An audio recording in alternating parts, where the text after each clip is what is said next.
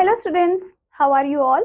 I hope you all are doing great. Welcome to your SST class. So in previous class हमने अपनी history के chapter number 5 को start किया था, जिसमें हमने रिवॉल्ट के बारे में पढ़ा था, राइट? और हमने ये भी कवर कर लिया था कि डिफरेंट रीजन्स में कैसे रिवॉल्ट हुए.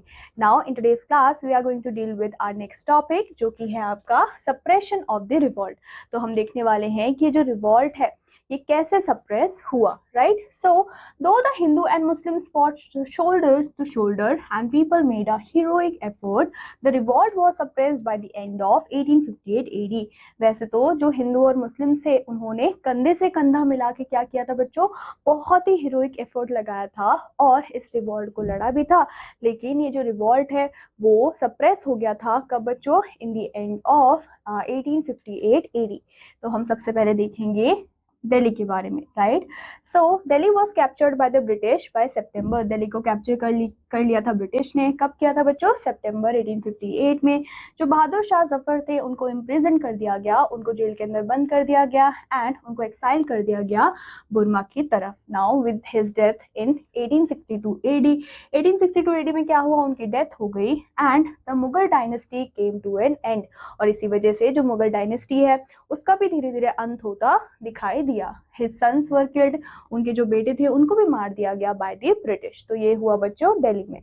फिर हम देखेंगे कानपुर में क्या हुआ. सो नाना साहिब को भी डिफीट कर दिया गया बाय द ब्रिटिश एंड उन्होंने लेकिन रिफ्यूज कर दिया कि वो सरेंडर नहीं करेंगे. He escaped to Nepal. तो वो नेपाल की तरफ चले गए इन 1858 AD एंड उसके बाद कभी भी किसी ने उनके बारे में नहीं सुना. तो ये हुआ बच्चों कानपुर में. फिर हम बात करेंगे ग्वालियर की. सो Tatya Tope carried on guerrilla warfare in central India in 1859 AD and he was betrayed by a जमींदार. लेकिन उनको बिट्रे किसने किया बच्चों? एक जमींदार ने बिट्रे किया. In whose house he had taken shelter. जिसके घर में उन्होंने पनाह ली थी, शेल्टर लिया था. And he was hanged after a Hari trial in 1859 AD. उसके बाद उन्हें फांसी की सजा दे दी गई. कब बच्चों? 1859 AD में. नाउ जो रानी ऑफ झांसी थी, she died on the battlefield. वो जो बैटलफील्ड है वहीं पे उनकी डेथ हो गई थी. एंड बाय 1859 AD जितने भी प्रोमिनेंट लीडर्स थे रिवॉल्ट के वो या तो डेड हो चुके थे या फिर उनको कैप्चर कर लिया गया था. यहीं पे ही जो जॉन लॉरेंस थे और कैम्पबेल थे, they were the commanders who, by their exemplary courage and military techniques, brought the situation under the control. और यहाँ पे क्या देखने को मिला बच्चों? जो जॉन लॉरेंस थे और कैम्पबेल थे वो कमांडर्स थे जिन्होंने अपनी करेज से, अपने मिलिट्री टेक्निक से क्या किया था बच्चों? सिचुएशन को अंडर कंट्रोल ले लिया था. Now the British now took stern steps to punish the rebels. तो ब्रिटिश ने कहा कि हम ऐसे स्टेप लेंगे जिससे कि हम पनिश करने वाले हैं rebels को. And the excess committed on the British in the Kanpur and other places were still fresh in their memory. Having power in their hands, they now resorted to inhuman treatment. जैसे British के हाथों में बच्चों क्या आ गई? Power आ गई, ताकत आ गई. तो उन्होंने क्या किया? बहुत ही इनह्यूमन ट्रीटमेंट किया रेबल्स के साथ एंड बहुत सारे रेबल्स को तो एग्जीक्यूट भी कर दिया गया, राइट? हंड्रेड्स ऑफ लोग ऐसे थे जिन्होंने अपनी जान गंवाई. इवन जो कॉमन पीपल थे उनको भी नहीं बख्शा गया. एंड जो विलेजेस थे, विलेजेस आफ्टर विलेजेस, उनको जला दिया गया एंड लोगों को मिजरेबली पनिश भी किया गया. नाउ हम देखने वाले हैं कि what are the causes of the failure of the revolt. कौन कौन से ऐसे कारण थे जिसकी वजह से हमें फेलियर देखने को मिला इस रिवॉल्ट का. सो बच्चों जब रिवॉल्ट स्टार्ट हुआ था तो जो इंडियन स्पॉयर्स थे वो आउटनंबर्ड थे द ब्रिटिश सोल्जर्स. येट जो ब्रिटिश सोल्जर्स थे वो सक्सीड हो गए in suppressing the revolt very soon. Now the reasons of their success and the eventual failure of the revolt are given here under. तो सबसे पहला है आपका लैक ऑफ यूनिटी. यूनिटी ही नहीं थी. So why did the revolt fail? क्योंकि बहुत सारे ऐसे इंडियन रूलर्स थे जो कि सेल्फिश थे एंड वो बहुत ज्यादा डरते थे ब्रिटिश के पावर से. उन्होंने कभी ज्वाइन ही नहीं किया रिवॉल्ट को. And the Shinde rulers of Gwaliors, जिनका नाम था Dinkar Rao, and the Nizams of Hyderabad, मतलब कि सालर जंग, उन्होंने ओपनली सपोर्ट किया ब्रिटिश को, राइट? यूनिटी ही नहीं थी. नाउ जो रूलर्स थे जोधपुर के, भोपाल के, पटियाला एंड नभा के, वो बच्चों लॉयल थे टू द ब्रिटिश. दो people sympathized with the revolt, the presidencies of Madras, Bombay, Calcutta, Western Punjab and Eastern Bihar remained unaffected. Now, except of the zamindars and the landlords who were directly hit by the British policies, the upper strata of the society did not approve the revolt. तो बच्चों यहाँ पे आपको बताया गया है कि जो क्या थे बच्चों, जमींदार थे, जो लैंडलॉर्ड्स थे, वो क्या थे बच्चों, डायरेक्टली ब्रिटिश के साथ, ब्रिटिश की पॉलिसीज के साथ मिले हुए थे. तो जितनी भी अपर स्ट्रैटा थी सोसाइटी की, जो भी हाई क्लास लोग थे, उन्होंने हमेशा ही ब्रिटिश का सपोर्ट किया और कभी भी रिवॉल्ट को अप्रूव ही नहीं किया. नाउ जो रिच क्या थे बच्चों, मनी लेंडर्स थे एंड जो मर्चेंट्स थे, जिनको बेनिफिट हो रहा था ब्रिटिश के रूल से, उनको हॉस्टाइल कर दिया गया टू द रिबल्स. फिर था बच्चों second cause, absence of the common cause. Right, common cause absent होने की वजह से भी ये जो रिवॉल्ट है वो क्या हो गया था, फेल हो चुका था. The leaders could not inspire the people, जो लीडर्स थे वो लोगों को इंस्पायर ही नहीं कर पा रहे थे कॉमन कॉज की तरफ, बिकॉज उनके पास कोई कॉमन कॉज ही नहीं था. Each had his own grievances, हर किसी की अपनी ग्रीवेंसेस थी, अपनी फाइटिंग थी, ताकि वो क्या कर पाए, रीगेन कर पाए अपने लॉस्ट प्रिविलेजेस को एंड पावर को. नाउ जितने भी आर्टिसंस थे, क्राफ्टमैन थे, पीजेंट्स थे, उनको हिट किया था इकोनॉमिक रीजन्स की वजह से, और वो भी इक्वली हॉस्टाइल थे to the British officials and Indian money lenders. Now जो नेशनलिज्म है इन इट्स ट्रू सेंस, वो अभी तक लोगों ने अंदर से फील ही नहीं किया था, एंड कोई भी कॉमन बॉन्ड नहीं था जो कि क्या हो पाए, जो कि ब्लाइंडली इंडियंस को साथ में ला पाए. नो डाउट दे वर पैट्रियोटिक, हम बोल सकते हैं कि हाँ ठीक है उनके अंदर पैट्रियोटिज्म था, but loyalty was not for the country as a whole. लेकिन सबके अंदर ही कंट्री को लेके लॉयल्टी नहीं थी, बट एक स्पेसिफिक रीजन को लेके थी और एक स्पेसिफिक लीडर को लेके थी. Right, Now, the only common bond was their hatred against the foreign rule. तो सबसे ज्यादा जो common bond था वो क्या था कि सबको ही hatred थी ब्रिटिश के रूल से, फॉरेन रूल से, लेकिन क्या नहीं था बच्चों, अपनी कंट्री को लेके वो लॉयल नहीं थे, वो सिर्फ अपने रीजन को बचाना चाहते थे. किसी ने भी ये नहीं सोचा कि हमें पूरे इंडिया को बचाना है. राइट, फिर आता है बच्चों lack of modern techniques and weapons. So mere patriotism of or heroism could not match the sophisticated and latest weapon of the British. तो बच्चों जितने भी heroism थी, जितने भी क्या थी बच्चों, patriotism थी, उसने क्या नहीं किया, वो मैच ही नहीं कर पा रही थी जितने भी लेटेस्ट वेपन्स है ब्रिटिश के, उसके against. And against the well organised and well disciplined army of the British, जो सेपियर्स थे, which is joined by the civilians, वो मोस्टली peasants थे जिनके पास ill organized and वो किसकी तरह एक्ट करते थे, violent mob rather than a army. Right, तो बच्चों ब्रिटिश के पास तो वेल ऑर्गेनाइज्ड आर्मी थी, लेकिन जो हमारे सेपियर्स थे उनको तो ज्वाइन किया था सिविलियंस ने, तो सिविलियंस आर्मी नहीं थे, वो सिर्फ एक वायलेंट मॉब की तरह एक्ट करते थे.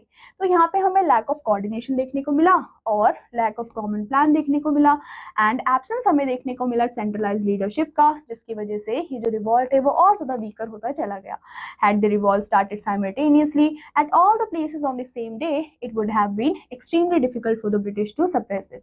अगर ये रिवॉल्ट साइमल्टेनियसली स्टार्ट हुआ होता और सारे प्लेसेस में सेम ही डे पे चला होता, तो ब्रिटिश के लिए बहुत ज्यादा मुश्किल हो जाता उसको सप्रेस करना, लेकिन ऐसा नहीं हुआ. देन आता है बच्चों लैक ऑफ प्रोग्रेसिव आउटलुक. सो जो बच्चों रिवॉल्ट है वो मेनली किस लिए फॉट किया गया था, to bring the old order back, ताकि जितना भी ओल्ड ऑर्डर है वो वापस आ जाए. नाउ इसका कोई भी प्रोग्रेसिव प्लान नहीं था जो कि सक्सेस के बाद इम्प्लीमेंट करना चाहिए, as it could not impress the educated middle class, क्योंकि ये जो रिवॉल्ट था इसने कभी भी जो क्या थे बच्चों एजुकेटेड मिडिल क्लास के लोग थे उनको कभी भी इम्प्रेस नहीं किया. Now you have already learn that all great movement of the world been spearheaded by the educated middle class. क्योंकि क्या हमने लर्न किया है कि जितने भी ग्रेट मूवमेंट हुए हैं या फिर जो भी चलाए गए हैं वो एजुकेटेड मिडिल क्लास के द्वारा ही स्पेयर हेडेड हुए हैं. एब्सेंस ऑफ देयर सपोर्ट, तो बच्चों यहाँ पे सपोर्ट ही नहीं था एजुकेटेड मिडिल क्लास लोगों का, इसी वजह से ये रिवॉल्ट जो है उसकी मेजर वीकनेस बनी. Then coming to results of the revolt. अब बच्चों कौन कौन से रिजल्ट हमें देखने को मिले. सो जो रिवॉल्ट था 1857 ईडी का, उसकी वजह से हमें सिग्निफिकेंट चेंजेस देखने को मिले एडमिनिस्ट्रेटिव स्ट्रक्चर में and policies of the government में. नाउ जो क्वीन विक्टोरिया हैं, उन्होंने इशू किया किसको बच्चों, प्रोक्लेमेशन को in 1858 AD that transferred the administration power of the company to the British crown. और उन्होंने क्या किया, उन्होंने ट्रांसफर कर दिया जितनी भी एडमिनिस्ट्रेशन पावर थी ऑफ द कंपनी किसको बच्चों, ब्रिटिश क्राउन को। नाउ ये जो चेंजेस थे which is introduced by the British government were as follows. तो यहाँ पे आपको सारे चेंजेस दिए हुए हैं, राइट। सबसे पहला चेंजिंग क्या था, the great uprising of 1857 AD. ये बहुत ही इंपॉर्टेंट लैंडमार्क था in the history of modern India. जो रूल था ईस्ट इंडिया कंपनी का वो एंड हो चुका था। India now came under the direct rule of the British parliament and queen of England, मतलब कि क्वीन विक्टोरिया, उनको डिक्लेयर कर दिया गया था by the empress of India in 1876 AD. Then बच्चों जो क्वीन विक्टोरिया थी, she issued a proclamation और promising to look after the welfare of the Indian people। उन्होंने एक प्रोक्लेमेशन को प्रॉमिस किया और उन्होंने कहा कि जितने भी इंडिया के लोग हैं उनके वेलफेयर के लिए भी वो काम करेंगी। Now treaties with the Indian state would be honoured, right. उसके अलावा जो डॉक्ट्राइन ऑफ लैप्स था उसको अबॉलिश कर दिया गया and right to adopt sons as legal heirs was acknowledge. और उन्होंने क्या कहा कि जो राइट टू अडॉप्ट है उसको हम क्या करेंगे, एक्नॉलेज करेंगे। जो जनरल पार्डन था was granted to all the rebels except those who had killed the British subject. उसके अलावा जो ब्रिटिश की गवर्नमेंट थी would not interfere in the social and religious custom of the people। और ये कहा गया कि जो ब्रिटिश गवर्नमेंट है, जो फॉरेन गवर्नमेंट है, वो कभी भी इंटरफेयर नहीं करेगी इंडिया के लोगों के सोशल और रिलीजियस कस्टम में। नाउ उसके बाद ये भी कहा गया कि जितने भी इंडियंस हैं उनको अपॉर्चुनिटीज दी जाएगी ताकि वो एसोसिएट हो पाए किसके साथ बच्चों, एडमिनिस्ट्रेशंस के साथ। जो हाई पोस्ट है गवर्नमेंट सर्विसेज में वो किसके बेसिस पे दिया जाएगा, मेरिट के बेस पे दिया जाएगा, ना कि रेस के बेसिस पे। नाउ जो आर्मी है उनको रिकॉग्नाइज किया गया, उनको स्ट्रेंथन किया गया and number of British soldiers ऐसे थे जो कि इंक्रीज हुए and artillery was placed exclusively under their control. ये सारी ही चीजें हमें देखने को मिली। जो रिवॉल्ट था 1857 एडी का वो बच्चों बहुत ही ग्रेट शॉक था ब्रिटिश के लिए एंड जो प्रोक्लेमेशन था क्वीन विक्टोरिया का वो एक अटेम्प्ट था to pacify the feelings and sentiments of the Indian people and वो उनको कन्विंस करना चाहती थी कि जो उनके इंटरेस्ट है वो सेफ है under the rule of British crown. Then we have nature of the revolt. Now British historians ने डिस्क्राइब किया था इवेंट्स को of 1857 and 1858 AD as a mutiny by the sepoys. The fact however suggest otherwise, लेकिन जो fact है वो हमें और चीजें भी बताते हैं। The revolt was started by the sepoys. जो रिवॉल्ट है वो भले ही सेपियर्स ने स्टार्ट किया था लेकिन बहुत सारे ऐसे सिविलियन पॉपुलेशन है जिन्होंने इस रिवॉल्ट को ज्वाइन भी किया था। जो पार्टिसिपेशन था पीजेंट्स का, आर्टिसंस का, जिसकी वजह से ये जो रिवॉल्ट है वो वाइड स्प्रेड हुआ और बहुत ज्यादा पॉपुलर इवेंट भी बना। इन सम एरिया जो कॉमन पीपल थे उन्होंने भी रिवॉल्ट किया था even before the sepoys. All this shows, ये सारी ही चीजें हमें क्या शो करती है बच्चों कि ये काफी ज्यादा पॉपुलर रिवॉल्ट था and it was characterised by Hindu Muslim unity. और यहाँ पे हमें हिंदू मुस्लिम यूनिटी भी देखने को मिली थी। Unity between different regions also existed. और जो अलग अलग रीजन्स थे वहाँ के लोगों के बीच में भी हमें यूनिटी देखने को मिली। नाउ जो रेबल्स थे in one part of the country उन्होंने क्या किया बच्चों, हेल्प किया लोगों को ताकि वो फाइट करे अदर एरियाज में and the revolt should be seen as the first nationalist struggle in India for the independence from the foreign rule. और इसी वजह से ये जो रिवॉल्ट है हम उसको कैसे देखते हैं बच्चों, हम कहते हैं कि ये हमारे इंडिया के लोगों का पहला स्ट्रगल था इंडिपेंडेंस को हासिल करने के लिए। नाउ कमिंग टू लेसन एको। सो बच्चों आज के चैप्टर में हमने कौन कौन सी चीजें पढ़ी, हमने पढ़ा a number of arm revolts took place against the British rule in different parts of the country. फिर हमने देखा कि जो रिवॉल्ट था 1857 एडी का वो सबसे ज्यादा ग्लोरियस इवेंट था of Indian history. After that the annexation policy of the British was one of the major causes of the discontent. उसके बाद जो रिवॉल्ट हुआ था कानपुर में उसको लीड किसने किया था बच्चों, नाना साहिब ने, right. So that is all about lesson एको। और इसी के साथ हमारे चैप्टर होता है यहाँ पे कंप्लीट। आई होप आपको ये चैप्टर अच्छे से समझ आया होगा एंड आई होप कि आप इसको रिवाइज भी करेंगे। I will meet you in your next class with your next interesting chapter. Till then take care and bye bye.